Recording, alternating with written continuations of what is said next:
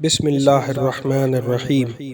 مرحوم الحاج مرزا حسین نوری کتاب دارالسلام میں لکھتے ہیں کہ میرے بھائیوں میں سے ایک بھائی جب گھر آیا اور والدہ کے پاس پہنچا تو اس کی نچلی جیب میں خاکی شفا کی ٹکیا تھی۔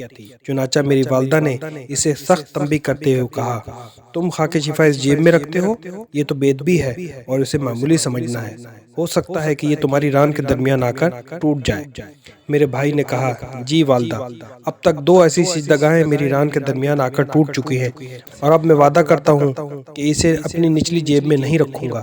ادھر یہ بات ہوئی اور اس کے چند روز بعد میرے والد علامہ بزرگوار نے اپنی کشف بین نگاہوں سے دیکھا کہ حضرت سید الشہداء ان کے کتب خانے میں آئے اور ان کے پاس بیٹھ کر بڑی مہربانی اور نرمی سے فرماتے ہیں، اپنے بچوں کو بلاؤ تاکہ میں ان کو انعام دوں اور یہ لباس عطا کروں۔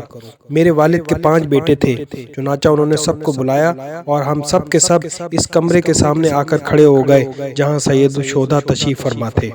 امام مظلوم کے پاس کئی کپڑے رکھے ہوئے تھے، پھر وہ ہم میں سے ایک ایک کو بلا کر وہ کپڑے عنایت فرماتے رہے، لیکن جب میرے اس بھائی کی باری آئی جو خاک شفا اپنی نچلی قبا کی جیب میں رکھتا تھا تو امام عالی مقام نے اسے قہر آلودہ نگاہوں سے دیکھا اور میرے والد کی جانب رخ کر کے فرمایا، تمہارے اس بیٹے نے میری قبر کی خاک سے بنی ہوئی 2 سجدگاہوں کو اپنی ران میں دبا کر توڑ دیا ہے۔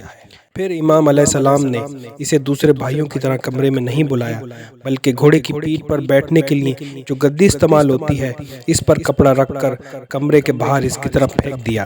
پھر میرے والد نے اپنا یہ خواب میری والدہ کو سنایا۔ میری والدہ نے جو کچھ میرے بھائی سے کہا تھا اور خاک شفا کے سلسلے میں جو تنبیہ سے کی تھی اس کا تذکرہ میرے والد کے سامنے کر دیا۔ یہ سن کر میرے والد کو اپنے خواب کی صداقت پر بڑی حیرت ہوئی۔